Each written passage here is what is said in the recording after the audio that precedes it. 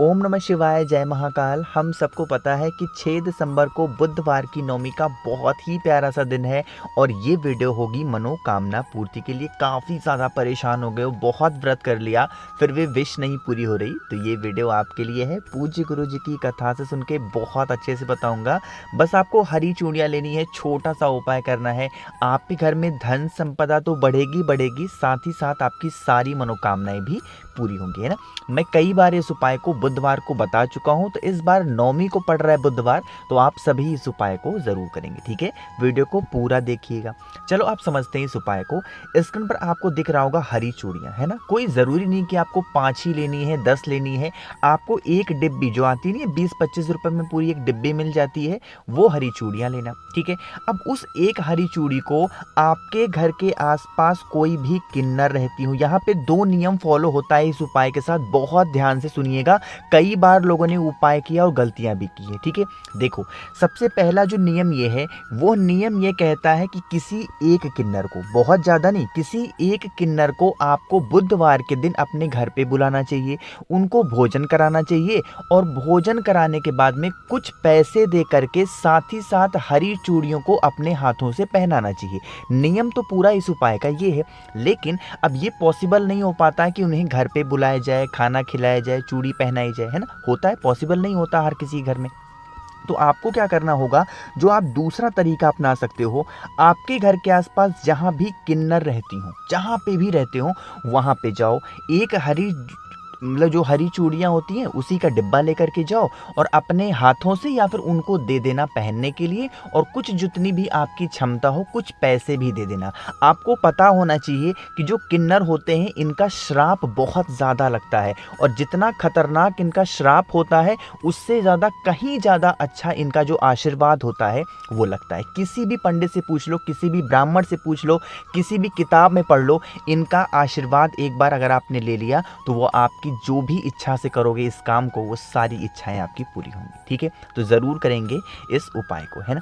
चलो, तो यहाँ पर हम लोगों ने हरी चूड़ियों की बात कर ली है, आगे बढ़ते हैं इस वीडियो में। अब हम लोग अपने दूसरे उपाय की तरफ, जो कि हमें करना होगा दूरवा से। काफ़ी ज़्यादा लोग ये परेशान रहते हैं, भैया हमारे घर में बीमारी बहुत ज़्यादा आ गई है, हम लोग बहुत परेशान हैं, हमारे घर में लड़ाइयाँ बहुत होती हैं, हम क्या करें। तो आप इस उपाय को करेंगे। इससे ईजी, इससे आसान उपाय नहीं हो सकता, है ना। समझो, यहाँ पे आपको दूरवा दिख रही है, बहुत ज्यादा दूरवा नहीं लेनी है, हरी वाली मात्र एक दूरवा लेना, ठीक है। जो हरी दूरवा आती है एक दूरवा लेना, साथ ही साथ चावल का मात्र एक दाना लेना, एक दूरवा और एक चावल का दाना।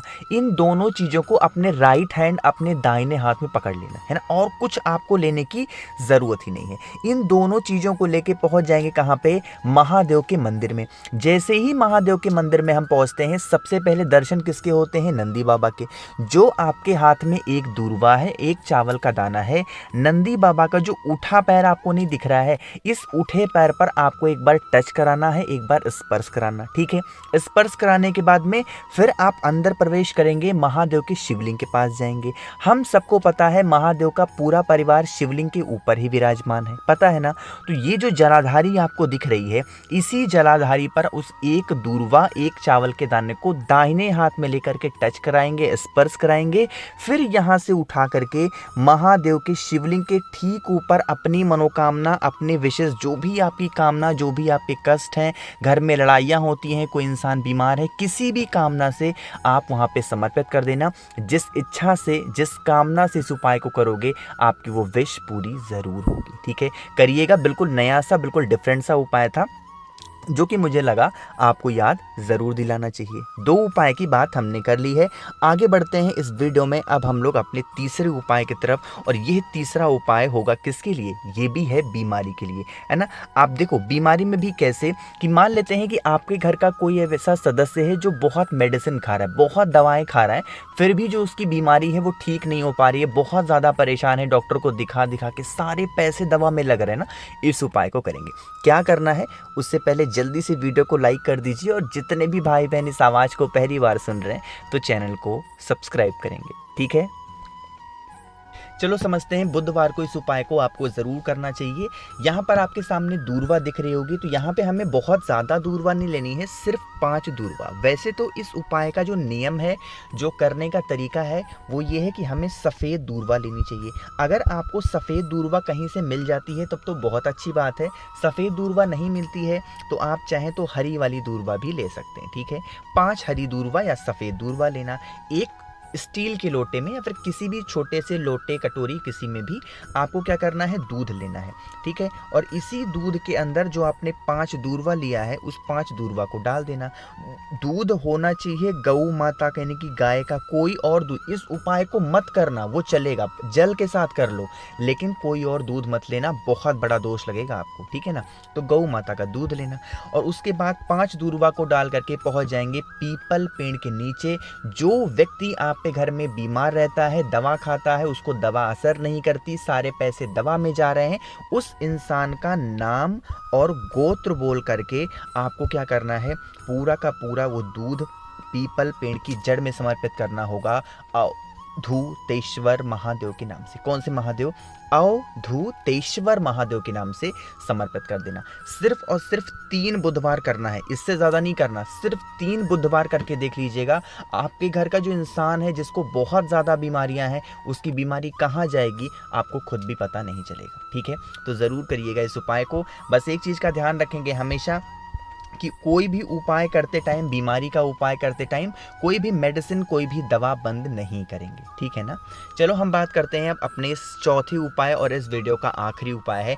यह उपाय जिस भी किसी इंसान ने आज तक कर लिया उसकी सारी मनोकामनाएं पूरी हुई हैं। गुरुजी के पत्र में भी ये उपाय आपको कई बार सुनने को मिलता होगा, है ना। आप लोग कथा सुनते हैं, कई बार ये उपाय आपको पत्र में सुनने को ज़रूर मिलता है ना। समझेंगे, यहाँ पर स्क्रीन पर आपको चावल के दाने दिख रहे हैं, तो हमें 7 चावल के दाने लेने हैं जो कहीं से टूटे ना हो, खंडित ना हो, ठीक है। 7 चावल के दाने लिए, साथ ही साथ हमें लेना होगा दूर्वा, ठीक है। दूर्वा कितनी लोगे? 3 दूर्वा लेनी है। लेकिन अब इस उपाय में सफ़ेद दूर्वा लेने की ज़रूरत नहीं है, आपको लेनी होगी जो हरी दूर्वा आती है वो, ठीक है। 3 दूर्वा लेना। दूर्वा के साथ हमें ज़रूरत होगी बेलपत्र की, क्योंकि महादेव को जो सबसे प्रिय चीज़ है वो है बेलपत्र। इन तीनों चीज़ों को लेना। एक तांबे का लोटा लेना, ठीक है, इसमें जल भर लेना। आपको मैंने 3 चीज़ें बताई हैं, सिर्फ और सिर्फ इस जल के अंदर आपको दूर्वा डालनी है, चावल के दाने और बेलपत्र को नहीं डालना, ठीक है। कलश को उठाएंगे, लेके पहुँच जाएंगे महादेव के शिवलिंग के पास में। सुबह जाना चाहो सुबह जाओ, शाम को जाना चाहो शाम को जाओ। फेस रखेंगे उत्तर दिशा, नॉर्थ डायरेक्शन। जो आपके पास में जल है जिसमें आपने चावल डाला है, सबसे पहले उस जल को श्री शिवाय नमस्तुभ्यम का स्मरण करते हुए महादेव के शिवलिंग के ऊपर समर्पित करेंगे। समर्पित कर दिया। आपके पास में अभी बचे हुए हैं जो उसमें आपने दूर्वा डाली है वो महादेव के शिवलिंग के ऊपर समर्पित करना।